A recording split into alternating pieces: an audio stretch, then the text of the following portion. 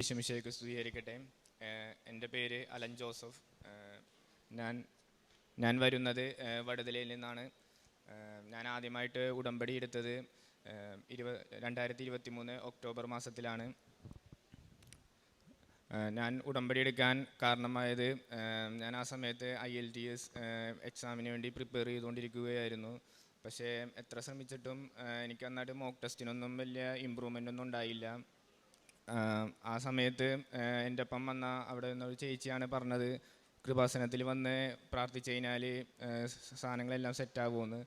അങ്ങനെ ഞാൻ അന്ന് വന്ന് ഉടമ്പടി എടുത്തു. അതിനുശേഷം രണ്ടാഴ്ച കഴിഞ്ഞപ്പോൾ തന്നെ എനിക്ക് നല്ല ഇമ്പ്രൂവ്മെൻ്റ് ഉണ്ടായി മോക്ക് ടെസ്റ്റിനൊക്കെ. അതിനുശേഷം ഞാൻ ഒരു 2 ആഴ്ച ഗ്യാപ്പിന് ഞാൻ എക്സാം ബുക്ക് ചെയ്തു. അതിനുശേഷം എക്സാം എഴുതി. എനിക്ക് ഫസ്റ്റ് അറ്റംപ്റ്റിൽ തന്നെ എനിക്ക് വേണ്ട സ്കോർ എനിക്ക് കിട്ടി. മെയിനായിട്ട് പറയണേന്ന് വെച്ചെങ്കിൽ ഞാൻ +2 വരെ സ്റ്റേറ്റ് സിലബസിലാണ് പഠിച്ചത്. സോ എനിക്ക് ഇംഗ്ലീഷിലൊന്നും വലിയ പിടുത്തമൊന്നും ഉണ്ടായില്ല. പക്ഷേ മാതാവ് എനിക്ക് അത് തന്നു. അതിനുശേഷം ഞാൻ കാശിരൂപം കൊണ്ടാണ് പോയത്. ഞാൻ എൻ്റെ കൊന്തയിൽ ഇങ്ങനെ കൊളുത്തിയിട്ടിട്ടുണ്ടായി. അപ്പോൾ ഇങ്ങനെ ഇടക്കിട്ട് ഞാനിങ്ങനെ പിടിച്ച് പ്രാർത്ഥിക്കുമായിരുന്നു. പിന്നെ തൈലം ഞാൻ നെറ്റിയിൽ തേച്ചിട്ടൊക്കെയാണ് ഞാൻ പോയത്. അതിനുശേഷം ഉടമ്പടി ആദ്യത്തെ ഉടമ്പടി പുതുക്കി. അന്ന് ഞാൻ പ്രാർത്ഥിച്ചത് എങ്ങനെയെങ്കിലും ലോണൊന്ന് പാസ്സായി കിട്ടാൻ വേണ്ടിയായിരുന്നു. ബാങ്കിൻ്റെ സൈഡിൽ നിന്ന് പറഞ്ഞിരുന്നത് കാറ് കയറുന്ന വഴിയൊക്കെ വേണമെന്നൊക്കെയാണ്. കാറ് വീട്ടിൽ കയറി കിടക്കണം, എന്നാലേ ലോൺ കിട്ടുള്ളൂ. പക്ഷേ എൻ്റെ വീട്ടിൽ കാറൊന്നും കയറി കിടക്കുകയൊന്നുമില്ല. സോ ഞാൻ അന്നവിടെ വെച്ച് ലോണിന് അപേക്ഷിച്ച്. പക്ഷേ എന്നിട്ട് എനിക്ക് ലോൺ അപ്രൂവായി കിട്ടി. ഇത്തിരി ടൈം എടുത്തെങ്കിലും 3 മാസത്തോളം പിടിച്ച് ലോൺ അപ്രൂവ് ആവാൻ. അങ്ങനെ ആ ലോൺ അപ്രൂവായി. അതിനുശേഷം ചെറുതായിട്ട് ഞാൻ മാതാവിൻ്റെ അടുത്ത് പ്രാർത്ഥിക്കണ കാര്യമൊക്കെ കുറഞ്ഞു. എനിക്കെല്ലാം കിട്ടിയെന്നുള്ള വിചാരം എനിക്ക് വന്നു. അങ്ങനെ ഞാൻ ഉടമ്പടി പിന്നെ പുതുക്കാതെയായി, കൃപാസനത്തിൽ വരാതെയായി. ആ ഒരു ടൈം ഗ്യാപ്പിലായിരുന്നു എനിക്ക് വിസക്ക് മൂവ് ചെയ്യേണ്ട സമയം വന്നത്. അങ്ങനെ ഞാൻ വിസക്ക് മൂവ് ചെയ്തു. ആദ്യത്തെ സ്റ്റേജായ ബയോമെട്രിക്സ് എടുക്കാൻ വേണ്ടി ഞാൻ ബാംഗ്ലൂർ ചെന്നു. അങ്ങനെ ബാംഗ്ലൂർ ചെന്നപ്പോൾ അന്നത്തെ ദിവസം ടെക്നിക്കൽ എറർ കാരണം എൻ്റെയും അന്ന് വന്ന എല്ലാവരുടെയും ഇതെല്ലാം പെൻഡിങ് ആയി. അങ്ങനെ 1 മാസത്തോളം പിടിച്ചു ഒന്ന് അപ്ഡേറ്റ് ആയി കിട്ടാൻ. അത് കഴിഞ്ഞ് പിന്നെയും ഒരു 1.5 മാസം പിടിച്ചു വിസയുടെ റിസൾട്ട് വരാൻ.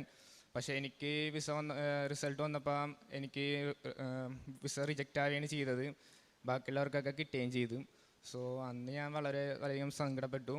അന്ന് തന്നെ എൻ്റെ വീടിൻ്റെ അടുത്തുനിന്ന് വേളാങ്കണ്ണിക്ക് ഒരു ട്രിപ്പ് പോകണുണ്ടായി.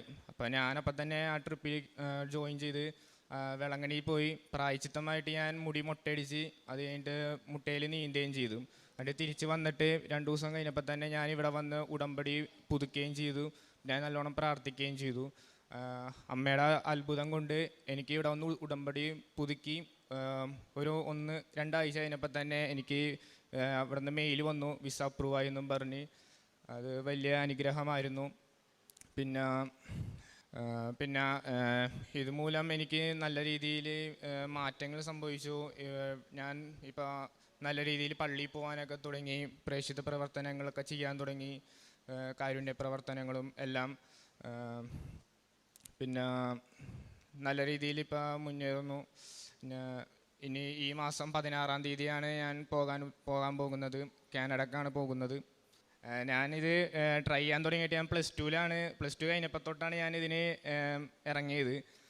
ഇപ്പം 3 വർഷത്തോളം ആവാറായി ഇതിനു വേണ്ടി നടക്കാൻ തുടങ്ങിയിട്ട്. പക്ഷേ ഒന്നും നടന്ന് ഇങ്ങനെ ഉണ്ടായില്ല, ഭയങ്കര തടസ്സങ്ങളായിരുന്നു. പക്ഷേ ഇവിടെ വന്ന് ഉടമ്പടി എടുത്ത് ഇപ്പോൾ 1 വർഷത്തിനുള്ളിൽ എനിക്ക് എല്ലാം കാര്യങ്ങളും സെറ്റായി. മാതാവ് എല്ലാം സ്പീഡിൽ ആക്സിലറേറ്റ് ചെയ്ത് തന്നു. യെശയ്യാ പ്രവാചകൻ്റെ പുസ്തകം